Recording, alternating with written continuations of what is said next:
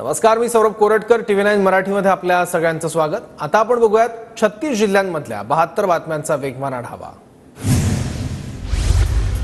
कोल्हापुरातील पूर ओसरल्यानंतर पुराची भीषणता दाखवणारी दृश्य समोर। शेतकऱ्यांना गवताच्या शेताला लावलेल्या कुंपणासह शेत चाललं रस्त्यावर। इचलकरंजी पंचगंगा नदीची पाणी पातळी स्थिर। शहराच्या मरगुबाई मंदिर परिसरात अजूनही पुराचं पाणी। नृसिंहवाडी, कुरुंदवाड, इचलकरंजी ग्रामीण भागाला पुराचा धोका।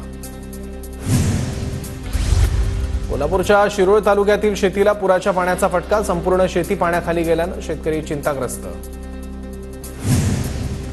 कृष्णा आणि पंचगंगेच्या संगमावर कंत्राटी कामगारांकडून केंद्रीय जल आयोगातर्फे महापुराच्या पाण्याचं मोजमाप। मात्र कोणत्याही योजना आणि सेवा मिळत नसल्यानं कायमस्वरूपी भरती करून घेण्याची स्थानिकांची मागणी। छत्रपती संभाजीनगरमधील जायकवाडी धरणाच्या पाणी पातळीत 3 दिवसात केवळ 3% वाढ। जायकवाडी धरणात सध्या 7.23% इतकाच पाणीसाठा। पुण्याच्या भोर तालुक्यातल्या कासुर्डी गावात 2 घरं पडल्याची घटना। गेल्या काही दिवसांपासून सुरू असलेल्या मुसळधार पावसानं घराखालील मातीही सरकली। कोयना धरण पाणीसाठा नियंत्रणासाठी कोयना नदीपात्रात 10,000 क्युसेक पाणी विसर्ग वाढवला। धरणाच्या 6 बखरी दरवाजातून कोयना नदीपात्रात 42,100 क्युसेक पाण्याचा विसर्ग। गडचिरोली जिल्ह्यातील आलापल्ली भामरागड राष्ट्रीय महामार्ग 12 दिवसानंतर सुरू। पूर ओसरण्यास सुरुवात। भामरागड वासियांना दिलासा।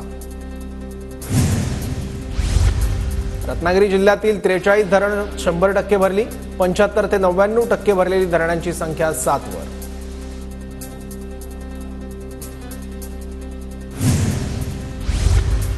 हिंगोलीत संततधार पावसामुळे पारोळा तलाव भरला। ओव्हरफ्लोमुळे तलावाला धबधब्याचं स्वरूप। धबधब्यावर तरुणांची गर्दी।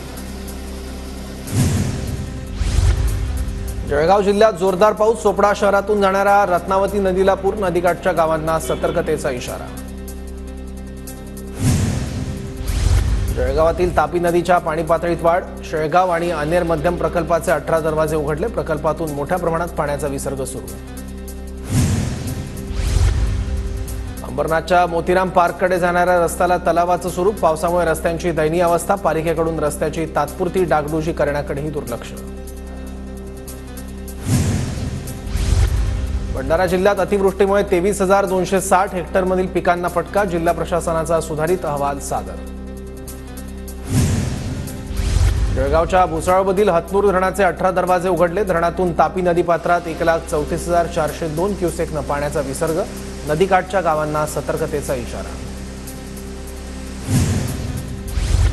जळगावच्या जामनेरमधील बाकी नदीला पूर। 3 ते 4 दिवसांपासून सततचा पाऊस। नदीवर पूल नसल्यानं ग्रामस्थांचा जीवघेणा प्रवास।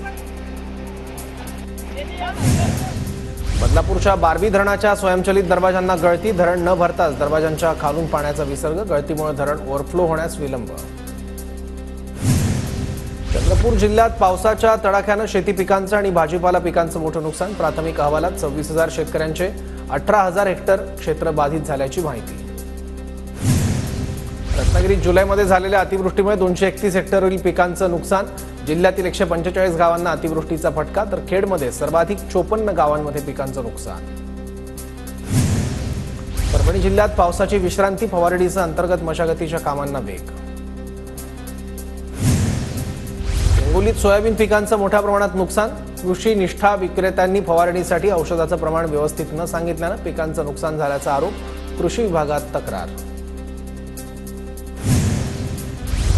वर्ध्यात सततधार पावसामुळे पिकांना फटका। तुरीचंही मोठ्या प्रमाणात नुकसान। सिंधुदुर्गात अतिवृष्टीचा शेतीला मोठा फटका। अतिवृष्टीमुळे 1,246 हेक्टर क्षेत्र बाधित। भंडारा जिल्ह्यातील पलाडीत बागायती शेतीचं नुकसान। 6 एकरातील पीक वाहून गेलं। शेतकऱ्याचं 4 लाखांचं नुकसान। शासनाकडे मदतीची मागणी। गोंदियात 20 लाख क्विंटल धान अद्यापही धान केंद्रावर पडून। पावसामुळे राईस मिलने उचल न केल्यानं नुकसान।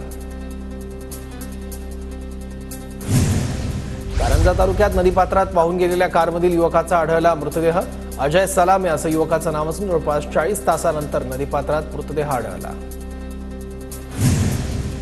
नंदुरबारच्या शहादा तालुक्यातील गोबाई नदीवरील पुलाला तडे। पुलावरून वाहनधारकांचा जीवघेणा प्रवास। अपघात होण्याची भीती। राज्यातील एसटी कर्मचारी 9 ऑगस्टपासून पुन्हा एकदा संपावर जाणार. कर्मचाऱ्यांकडून प्रलंबित मागण्या पूर्ण करण्याची मागणी. नाशिकमध्ये सिटीलिंक बस कर्मचाऱ्यांच्या संपाला अखेर यश. बस चालकांच्या वेतनात 5,000 रुपयांची वाढ.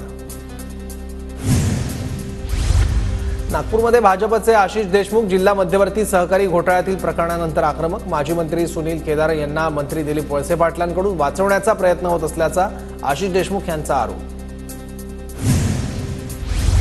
अकोल्यात अमोल मिटकरींची गाडी मनसे कार्यकर्त्यांनी फोडली. सुपारी बहादरांनी अजित पवारांबद्दल बोलू नये. राज ठाकरेंनी धरणांवरून केलेल्या टीकेला उत्तर देताना मिटकरींनी वादग्रस्त वक्तव्य केल्यावर मनसैनिक आक्रमक. अमोल मिटकरींचा अकोल्यातील सिव्हिल लाईन पोलीस ठाण्याबाहेर ठिय्या. गाडीची तोडफोड करणाऱ्यांवर कारवाई करण्याची मागणी. महाराष्ट्र नवनिर्माण सेनेकडून विधानसभा निवडणुकीच्या पार्श्वभूमीवर जोर बैठका. पक्ष निरीक्षक संजय नाईक यांच्या उपस्थितीत छत्रपती संभाजीनगरमध्ये आढावा बैठक. विधानसभा निवडणुकीच्या पार्श्वभूमीवर शिंदे गटाची नांदेडमध्ये मोर्चे बांधणी. बैठक घेऊन माजी खासदार हेमंत पाटलांनी केलं मार्गदर्शन. सिल्लोडमध्ये मंत्री अब्दुल सत्तार आणि राजू शेट्टींच्या नेतृत्वाखाली वरिष्ठ अधिकारी शेतकऱ्यांची बैठक. बाजारात आल्याची विक्री करताना नवी आणि जुनी प्रतवारी रद्द करून सरसकट खरेदी करण्याची मागणी. छत्रपती संभाजीनगरात स्वाभिमानी शेतकरी संघटनेचं आमरण उपोषण. शेतकऱ्यांच्या विविध मागण्यांवरून स्वाभिमानी संघटना आक्रमक. नांदेडमध्ये मराठा समाजाला कुणबी प्रमाणपत्र देण्याविरोधात कुणबी समाज आक्रमक. कुणबी प्रमाणपत्र रद्द करण्याच्या मागणीसाठी हिमायतनगर शहर कडकडीत बंद. पूजा खेडकर यांच्या कुटुंबातील आणखी एक कारनामा समोर. बारामतीतील वाघळवाडी ते 14 गुंठे जमिनीच्या सातबाऱ्यात दिलीप खेडकरांनी नाव बदललं. वडिलांचं धोंडीबा खेडकर ऐवजी कोंडीबा खेडकर केल्याची माहिती समोर. अहमदनगरमध्ये आशा सेविका आणि गटप्रवर्तक संघटनेचा आक्रोश मोर्चा. विविध मागण्यांसाठी जिल्हा परिषदेवर मोर्चा धडकला. धाराशिव जिल्ह्यातील गोशाळांना अनुदान देण्यासह इतर मागण्यांसाठी गोरक्षकांचे जिल्हाधिकारी कार्यालयासमोर उपोषण. शासनाकडे प्रतिदिन प्रतिगोवंश 100 रुपयांच्या अनुदानाची मागणी.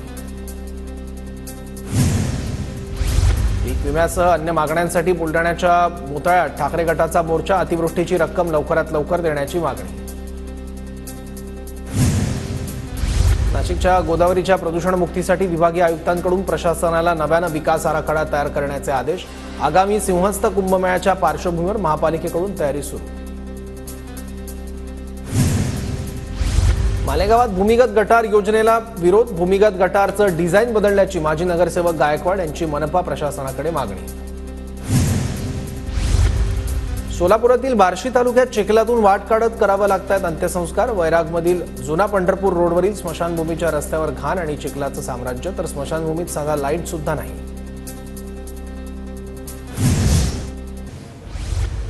कल्याण टाटा पॉवर परिसरात गंजलेला विजेचा पोल. घरावर कोसळल्यानं घराचं नुकसान. गेल्या 15 दिवसाआधी तक्रार देऊन अधिकाऱ्यांना लक्ष न दिल्यानं कुटुंब रात्रभर घराबाहेर. मुंबई नाशिक महामार्गाला जोडणारा कसारा घाट मृत्यूचा सापळा बनला. खचलेले रस्ते, तुटलेले संरक्षक कठडे आणि खड्ड्यांमुळे कसारा घाट दुरुस्त करण्याची मागणी. रत्नागिरीतील दापोलीत डोंगराला भेगा गेल्यानं मानवी वस्तीला धोका. दापोलीतील किरंबा गावच्या डोंगराला 4 ते 5 फुटांच्या भेगा.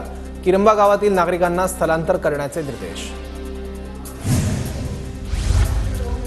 पुण्यातील लवासा सिटीमधील बचाव कार्य थांबवलं. दरडीखाली अडकलेल्या दोघांना बाहेर काढण्यात एनडीआरएफच्या टीमला यश. एनडीआरएफच्या टीमला 5 दिवसानंतर दरडीखाली गाडल्या गेलेल्या बेपत्ता मजुरांना शोधण्यात यश. तुळजाभवानी मंदिराच्या प्रस्तावित विकास आराखड्याला पुजारी मंडळाचा विरोध. मंदिराच्या प्रवेशद्वारावर पुजारी मंडळाचं लाक्षणिक उपोषण. दखल न घेतल्यास तीव्र आंदोलन करण्याचा इशारा. नागपुरात स्वस्त धान्य दुकानातील रेशन वितरण बंद. पॉश मशीन बंद असल्यानं फटका. अनेक गरीब कुटुंब धान्यापासून वंचित.